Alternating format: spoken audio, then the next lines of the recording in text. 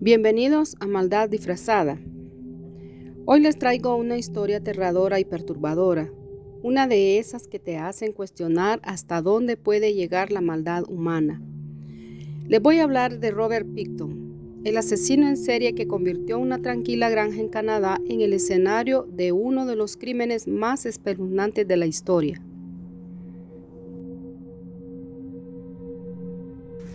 Robert William Pickton nació el 24 de octubre de 1949 en Port Coquitlam, Columbia Británica, Canadá. Desde pequeño, su vida estuvo marcada por la soledad y el trabajo duro en la granja porcina de su familia.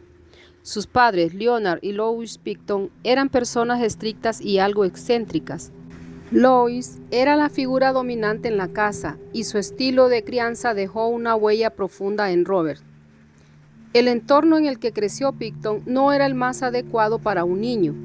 Desde temprana edad estuvo rodeado de la violencia inherente al trabajo en la granja, donde matar y desmembrar cerdos era parte de la rutina. Este ambiente, sumado a la falta de cariño y apoyo emocional, comenzó a moldear la personalidad de Robert, quien era tímido, introvertido y con pocas habilidades sociales. En la escuela, Pickton fue víctima de acoso y burlas. El olor a granja que lo acompañaba a todas partes y su apariencia descuidada lo convirtieron en el blanco perfecto para los abusos de sus compañeros. Como resultado, Robert se aisló aún más, pasando la mayor parte de su tiempo en la granja lejos del mundo exterior. Cuando sus padres fallecieron, Pickton y sus hermanos heredaron la granja familiar. Mientras que su hermana Linda optó por alejarse de la propiedad, Robert y su hermano David continuaron viviendo y trabajando allí. La granja, que ya era un lugar descuidado y sucio, se deterioró aún más con el tiempo. La propiedad se convirtió en un caos, lleno de escombros y suciedad, reflejando la desorganización interna de quienes la habitaban. En 1996, los hermanos Pickton fundaron una organización benéfica llamada Peggy's Palace Good Time Society. Aunque oficialmente estaba destinada a organizar eventos y recaudar fondos para causas caritativas, en realidad se convirtió en un lugar de fiesta para motociclistas, trabajadoras sexuales y personas marginadas. Este lugar, conocido como Peggy's Palace, era una extensión de la granja donde reinaba el caos y donde Robert comenzó a actuar sobre sus oscuros impulsos. Las fiestas eran desenfrenadas y atrajeron a una multitud variada, siendo la atmósfera de desenfreno y la falta de control que hicieron que la granja se convirtiera en un terreno fértil para los crímenes que Pickton estaba a punto de cometer. Pickton empezó a frecuentar el Downtown Eastside de Vancouver, un barrio donde la pobreza, la adicción a las drogas y la prostitución eran moneda corriente. Aquí Robert encontró a sus víctimas, mujeres vulnerables que vivían en los márgenes de la sociedad. Les ofrecía llevarlas a su granja con promesas de drogas, dinero o simplemente un lugar seguro para quedarse. Pero lo que les esperaba era una pesadilla inimaginable. Robert Pickton era meticuloso en la elección de sus víctimas. Conocía bien los lugares que frecuentaba y sabía cómo acercarse a las mujeres que habían caído en la trampa de la adicción y la pobreza. Les ofrecía transporte gratuito a su granja, dinero o drogas, utilizando su apariencia inofensiva y su conocimiento de la comunidad para ganarse la confianza de cada una de ellas. Una vez que sus víctimas llegaban a la granja, Pickton las llevaba a su casa móvil, un lugar apartado y alejado de cualquier ayuda. Allí las sometía a una violencia indescriptible antes de acabar con sus vidas. Luego, desmembraba sus cuerpos usando las mismas herramientas que utilizaba para los cerdos, borrando cualquier rastro de sus crímenes. Pickton era conocido por su brutalidad, aunque los detalles exactos de cada asesinato no son completamente claros. Se sabe que Pickton torturaba y mataba a sus víctimas de manera despiadada. Pickton se jactaba de que se deshacía de los cuerpos y lo hacía de una manera tan eficiente que nadie podía encontrar jamás. Una de las tácticas más macabras que Picton tenía era alimentar a sus cerdos con los restos de las víctimas.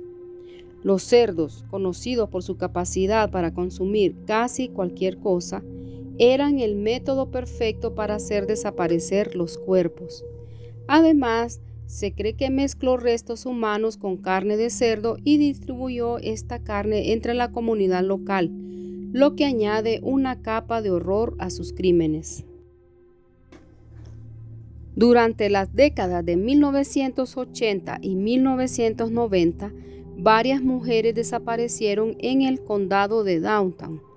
Las familias y amigos de las víctimas intentaron alertar a la policía, pero sus precauciones fueron en gran medida ignoradas.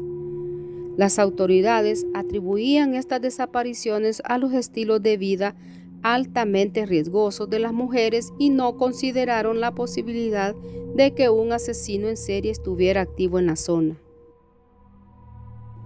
En 1997, una mujer escapó de la granja de Picton después de haber sido brutalmente atacada. A pesar de sus heridas, logró llegar a un hospital donde denunció a Picton. La policía lo arrestó y lo acusó de intento de asesinato, pero la acusación fue retirada cuando la víctima, temía por su vida y no tenía un sistema de apoyo adecuado, se negó a testificar. Este incidente fue una oportunidad perdida para detener a Picton, y aunque las autoridades habían recibido múltiples informes de personas que habían presenciado actividades sospechosas en la granja, no tomaron medidas contundentes.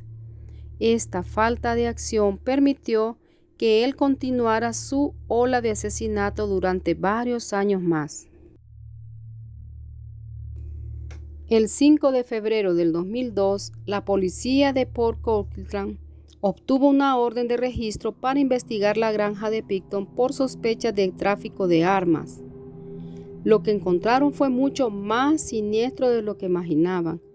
Restos humanos fueron descubiertos en la propiedad y el ADN de varias mujeres desaparecidas fue encontrado en los edificios y herramientas de la granja. La policía comenzó a excavar en la propiedad y las pruebas de los crímenes cometidos por él comenzaron a acumularse rápidamente. El caso contra Robert Picton fue uno de los más complejos y extensos en la historia criminal de Canadá. La policía pasó meses recopilando pruebas y preparando el caso. Mientras la magnitud de sus crímenes se hacía cada vez más evidente, Picton fue acusado inicialmente de 6 asesinatos y luego de otros 20, totalizando 27 cargos de asesinato en primer grado. Las autoridades enfrentaron el desafío de manejar un caso que involucraba pruebas extremadamente perturbadoras, testigos traumatizados y una enorme cantidad de restos humanos. La logística del juicio fue igualmente complicada, ya que se requirió de un equipo legal altamente especializado y un enfoque cuidadoso para manejar la cobertura mediática que rodeaba el caso. El juicio de Robert comenzó en enero del 2007 y rápidamente se convirtió en un espectáculo mediático. El público seguía de cerca cada detalle del caso y los testimonios de los testigos y la presentación de pruebas llenaron las páginas de los periódicos y los segmentos de noticias. Durante el juicio se presentaron pruebas que incluían restos humanos encontrados en la granja, así como objetos personales de las víctimas. También se mostraron grabaciones de Picton hablando con un oficial encubierto mientras estaba bajo custodia, en las que insinuaba haber asesinado a 49 mujeres y lamentaba no haber llegado a los 50. El juicio fue doloroso y traumático para las familias de las víctimas, quienes tuvieron que revivir los horrores cometidos contra sus seres queridos. Sin embargo, también fue un proceso crucial para lograr justicia y exponer la magnitud de los crímenes de Picton. El 9 de diciembre del 2007, Robert Pickton fue declarado culpable de 6 cargos de asesinato en segundo grado. Fue sentenciado a cadena perpetua sin posibilidad de libertad condicional por 25 años, la pena más severa disponible en Canadá. Aunque fue condenado por 6 asesinatos, la policía continúa creyendo que mató a muchas más mujeres cuyos restos nunca fueron encontrados o identificados. El caso de Robert dejó una cicatriz imborrable en la familia de las víctimas. Muchas de estas mujeres provenían de entornos vulnerables y habrían sido olvidadas por la sociedad. El juicio y la condena de Pickton no pudieron borrar el dolor de sus seres queridos, pero al menos ofrecieron un sentido de justicia, aunque incompleto. Las familias de las víctimas han expresado su frustración con la policía y el sistema judicial, alegando que las vidas de estas mujeres no fueron valoradas adecuadamente. Este caso resaltó la necesidad de una mayor sensibilidad y acción por parte de las autoridades cuando se trata de personas en situaciones vulnerables. El caso de Robert también provocó un intenso debate sobre el papel de la policía y la sociedad en la protección de las personas vulnerables. Durante años, las denuncias de desapariciones fueron ignoradas o minimizadas, lo que permitió que Pickton continuara su ola de asesinatos sin ser detectado. La falta de acción de las autoridades subrayó la necesidad de una reforma en la manera en que se manejan las desapariciones de personas marginadas. La policía fue criticada por su respuesta lenta y por no conectar los puntos entre las desapariciones, a pesar de las advertencias de las familias y los defensores de las víctimas. Este caso llevó a cambios significativos en las políticas y en la percepción pública de los crímenes contra mujeres marginadas. Además, el caso ayudó a visibilizar la situación de las mujeres en muchas comunidades vulnerables de Canadá. Se generaron iniciativas para mejorar el acceso a recursos y apoyo para estas mujeres, y se promovió un enfoque más empático y proactivo en la lucha contra la violencia de género. Uno de los aspectos más perturbadores del caso de Robert Pickton es la pregunta de si sus crímenes podrían haberse evitado. La respuesta, lamentablemente, parece ser que sí. Las autoridades tuvieron múltiples oportunidades para detener a Pickton antes de que se continuara asesinando a estas pobres mujeres vulnerables. Pero estas oportunidades fueron desperdiciadas debido a una combinación de negligencia, prejuicios y falta de recursos. Desde el testimonio de la mujer que escapó en 1997 hasta las numerosas denuncias de desapariciones en ese lugar, hubo señales claras de que algo terrible estaba sucediendo.